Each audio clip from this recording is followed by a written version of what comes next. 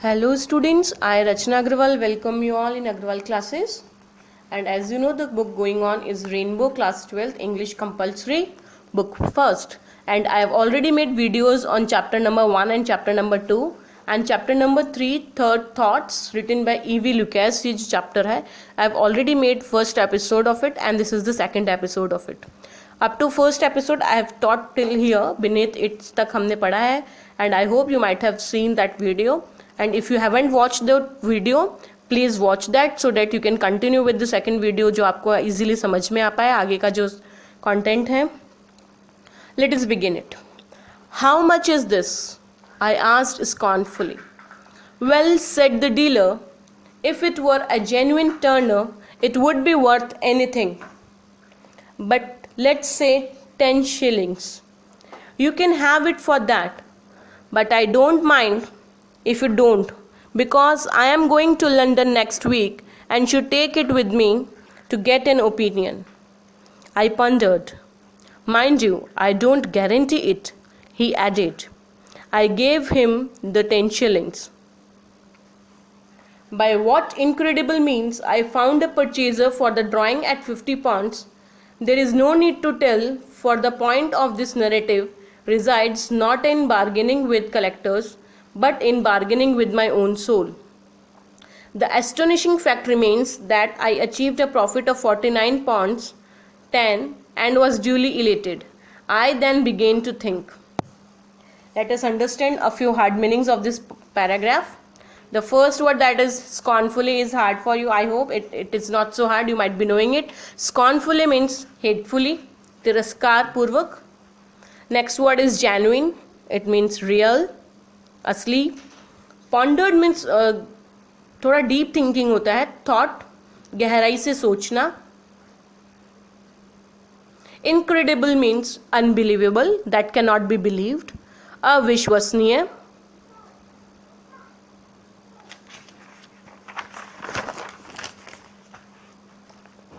Purchaser means one who purchases a thing, one who buys something.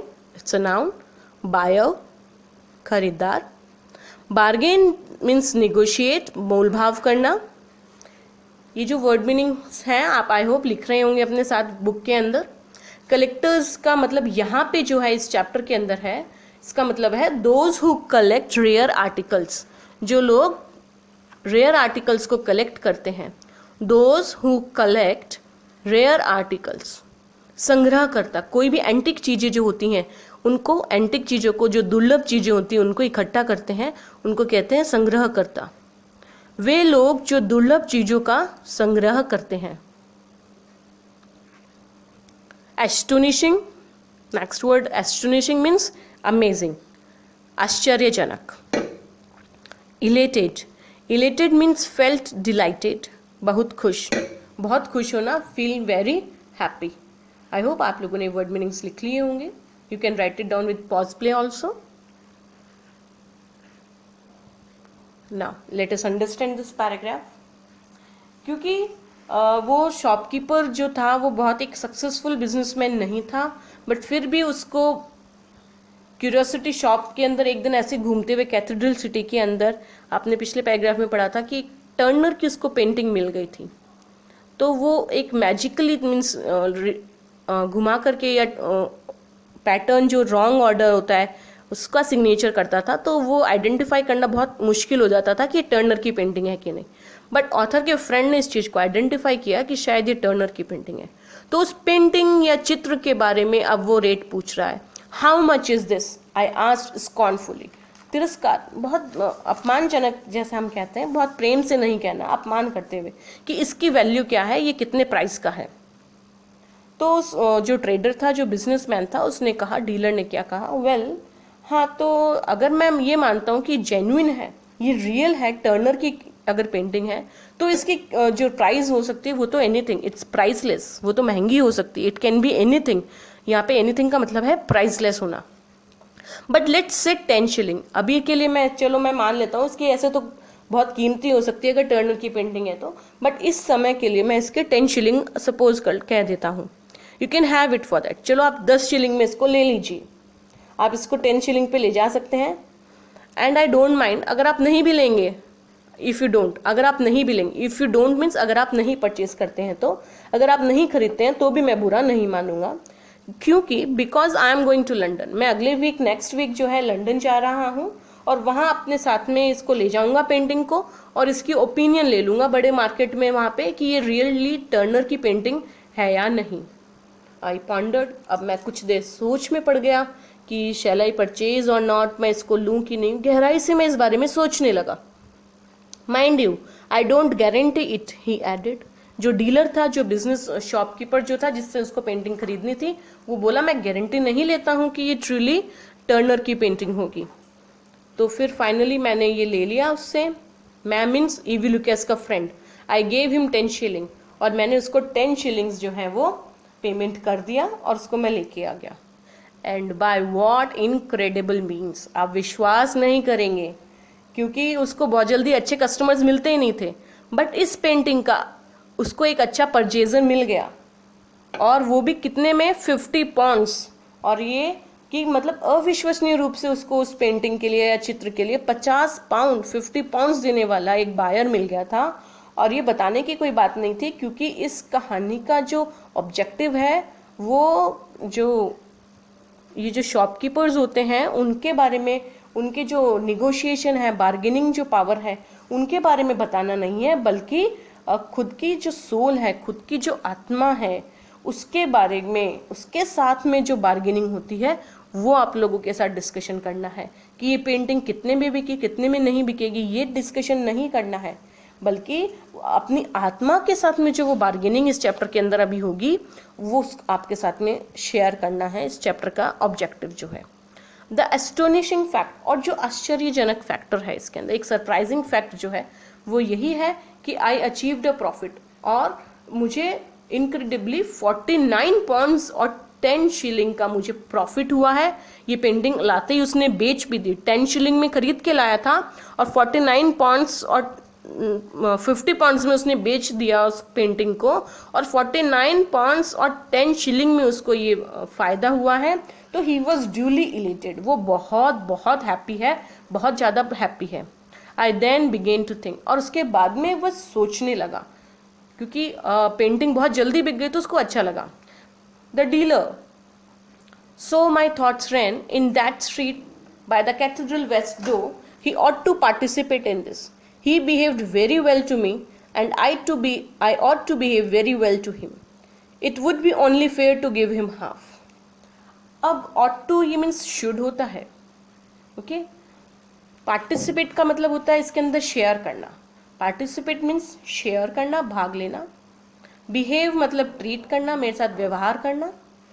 Fair means appropriate. तो जो dealer था, जो cathedral, जो little street के उधर कैथेड्रल जो चर्च जो था, बड़ा जो चर्च था, उसके जो वेस्ट डोर के पास से जो गली जाती थी छोटी सी, वहाँ पे जो डीलर था जिससे मैं ये पेंटिंग लेके खरीद के लाया था 10 शिलिंग में, कहीं ना कहीं मैं ये सोच रहा हूँ कि उसके ये जो मेरे को आज इतना बड़ा प्रॉफिट हुआ है उसके अंदर इसका भी पार्टिसिपेशन है, उस डीलर का भी हिस्सा है। उस कैथेड्रल के जो वेस्ट डोर की जो लिटिल स्ट्रीट है, जो चर्च के वेस्ट डोर के पास में जो छोटी सी गली है, उसका भी कहीं ना कहीं इसके अंदर हिस्सा है, क्योंकि उसने मेरे साथ बहुत अच्छा बिहेवियर किया और मुझे भी उसके साथ में अच्छा बिहेवियर करना चाहिए।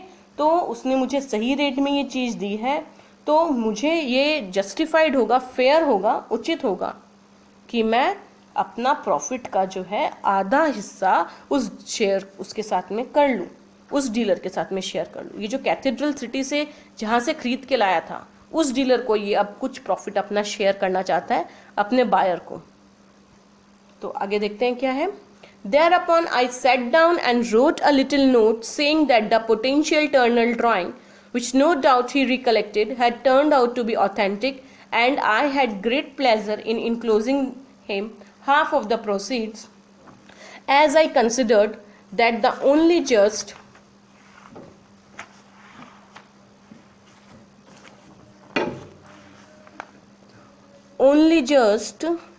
and decent course. Having no stamps and the hour being late, I did not post this and went to bed. Actually क्या होता है पहले वर्ड मीनिंग्स देख लेते हैं इसके. Let us have word meanings of this para. Note, यहाँ पे जो वर्ड यूज हुआ है, नोट मीन्स होता है लेटर, एक छोटा पत्र लिखना. पोटेंशियल का यहाँ पे जो मतलब है वो पॉसिबल है, संभावित. रिकलेक्टेड मीन्स रिमेंबर्ड, याद करना या याद किया. ऑथेंटिक मीन्स होता है ओरिजिनल, रियल, असली. एंड क्लोजिंग मीन्स अटैच करना, जैसे हम लोग एप्लीकेशन के साथ में या डॉक्यूमेंट्स के एप्लीकेशन के साथ में डॉक्यूमेंट्स अटैच करते हैं, दैट इज इनक्लोजिंग. प्रोसीड्स का यहाँ पे जो मतलब है वो प्रॉफिट्स फ्रॉम द सेल, ये जो व्यापारिक सौदा उसने किया था उसके लिए है प्रोसीड्स. प्रॉफिट फ्रॉम सेल, व्यापारिक सौदे से मिले पैसे. Okay, now let us understand. तो उसके बाद में ये जब विचार वो उससे कर रहा था कि उसको 50% शेयर देना चाहिए, तो वो क्या सोच रहा है कि लगभग चलिए हम लोग 50 का आधा कर लेते हैं, 25, तो 25 पाउंड्स वो अभी शेयर करना चाह रहा है. तो उसके बाद में वो बैठ गया. आई सेट डाउन, और एक नोट मैंने लेटर, छोटा सा लेटर मैंने लिखा, और उसके अंदर मैंने टर्नर वाली पेंटिंग के बारे में, उनके बारे में बताया कि आपको याद ही होगी, नो डाउट आपको याद होगी, नहीं तो याद आ जाएगी मेरी चिट्ठी प्राप्त होते ही, कि वो जो टर्नर वाली पेंटिंग थी, it turn to be authentic, वो असली निकली. और उसको मैंने जब बेचा, उसकी प्रोसीडिंग जो हुई, और तो उस व्यापार के अंदर उसको बेच करके मुझे बहुत खुशी हुई, मुझे अच्छा फ़ायदा हुआ. तो उस सौदे का जो आधा पैसा है मैं आपको भेज रहा हूँ. उसको भेजते हुए भी मुझे बहुत खुशी हो रही है, क्योंकि मेरा ऐसा सोचना है कि यही एक जस्ट डिसेंट कोर्स होगा, एक सभ्यता की बात होगी.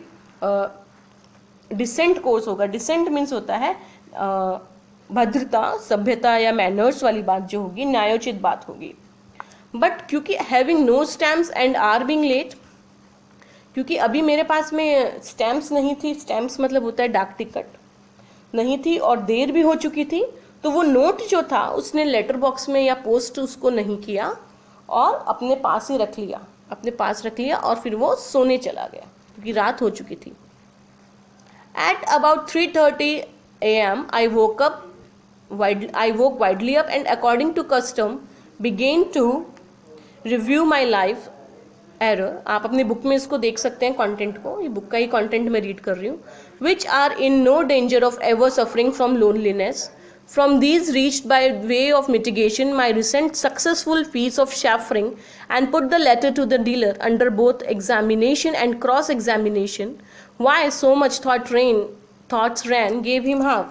Why be quixotic? There is no word for quixotory. It was my eye that detected the probability of the drawing, not his. He had indeed failed, did not know his own business. Why put a premium on inaptitude? Not a present of, say, 10 pounds at the most would more than adequately meet the case. Let us have word meanings of this para. Decent means suitable, उचित. Custom means tradition, प्रथा, दिनचर्या है यहाँ पे जो daily routine है. Review means rethink करना, पुनः निरीक्षण. Mitigation means स्ट्रेस को रिलैक्स करना, तनाव को कम करना.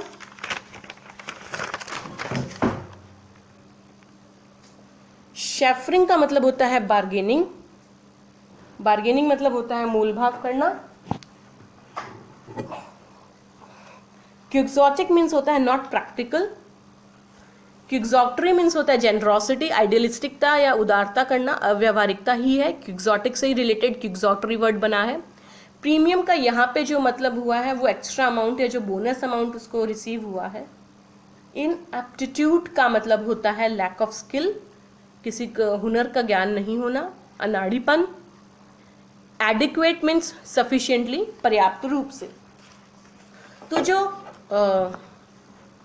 अब उसने चिट्ठी उसने पोस्ट नहीं की और वो सो गया है, स्टैम्प्स उसके पास में नहीं थी, तो मॉर्निंग के 3:30 AM पे वो उठा. सुबह करीब 3:30 बजे वो पूरी तरीके से उठ गया, उसको नींद नहीं आ रही है, उसने जो नोट लिख लिया तो, और वो उसने अपना एज पर ट्रेडिशन जो उसका डेली रूटीन होता है, नित्य कर्म की जो एक्टिविटीज़ होती है अपने जीवन की, वो जो है वो की, और गलतियों का पुनर्निरीक्षण वो करता था. उसका एक हैबिट थी, उसकी ट्रेडिशन था, एक कस्टम था कि वो ओवरव्यू करे, रिव्यू करता है अपनी हुई जो गलतियां हैं उनको अकेलेपन में बैठ करके, ताकि कोई बहुत सारी जो गलतियां होती हैं उनको वो सुधार सके। तो करीब 3:30 बजे सुबह जब वो पूरी तरीके से जग गया और अपने ट्रेडिशन के अनुसार अपने जीवन में की हुई गलतियों का वो रिव्यू करने लगा, जिन पर अकेलेपन का शिकार हो जाने पर कोई खतरा नहीं होता है, तो वो कर रहा है। अब ये जब वो उसने मिटिगेशन किया, अपने रिव्यू उसने किया थॉट्स के ऊपर, तो वो फील कर रहा है कि कहीं ना कहीं उसको स्ट्रेस हो रहा है। उस स्ट्रेस को वो कम करने का प्रयास करता था सुबह उठ करके, तो उस प्रयास के अंदर उसको ऐसा लग रहा है कि जो बार्गेनिंग उसने जो की है, ये जो इवेंट हुआ है, उसके बारे में वो अब सोच रहा है कि ये जो बिजनेस उसने किया है, जो भी उसने अभी एक्टिविटी जो परफॉर्म किया है, उसके अंदर जो उसको लाभ हुआ है, वो पत्र तो मैंने लिख ही दिया, तो उसको पैसे क्यों दूं, क्यों मैं अव्यवहारिक बनूं। ये दुनिया अव्यवहारिकता वाली दुनिया बिल्कुल भी नहीं है। वो फील कर रहा है कि ये जो प्रॉफिट हुआ है ये तो मेरी ही वजह से हुआ है। ये मेरी आंख थी जिसने जो ड्राइंग की जो प्रोबेबिलिटी थी पहचान लिया था कि ये टर्नर की पेंटिंग हो सकती है। ये मेरा इंटेलेक्चुअल था, न कि उस डीलर की आंखों का रिव्यू नहीं था। वो तो सचमुच में फेल ही हो गया था, उसको अपने बिजनेस का कोई सेंस ही नहीं था।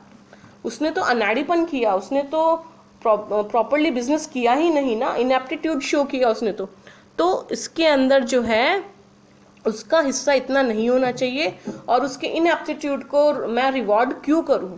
नहीं, इतनी ज़्यादा अमाउंट देने की ज़रूरत नहीं है। 50%, एक काम करता हूँ, 10 पाउंड्स जो है ना वही मैं उसको दे देता हूँ, उसके लिए यही बेहतर होगा। तो वो ये सोचता है, मतलब सेकंड ओपिनियन वाली जो बात मैं आपको बता रही थी, ये कि हम मनी से रिलेटेड मैटर के अंदर सेल्फिश हो जाते हैं, वही इस स्टोरी के अंदर अभी हो रहा है। वो जो है पहले तो 25 पाउंड्स एस्टिमेट, लगभग मैं आपको बता रही हूँ कि 50 पाउंड्स का लगभग वो 25 पाउंड्स उसको देने वाला था, बट ना उसने अभी सुबह 3:30 बजे उठ के रिव्यू किया और ये सोचा कि ये तो मैंने ही बिजनेस किया है। क्रॉस एग्जामिनिंग जब वो कर रहा था, उस चीज़ को रिव्यू कर रहा था, तो ये तो मैं ही था जिसने ये पेंटिंग को आइडेंटिफाई किया है। तो उसके अंदर उसकी इनएप्टीट्यूड के बदले उसको रिवॉर्ड नहीं किया जाना चाहिए इतनी ज़्यादा अमाउंट से, उसको सिर्फ 10 पाउंड्स ही मैं दे देता हूँ। तो यहाँ तक हमने ये चैप्टर पढ़ा है। आई होप आपको समझ में आया होगा। Don't forget to like and subscribe my video. Thank you.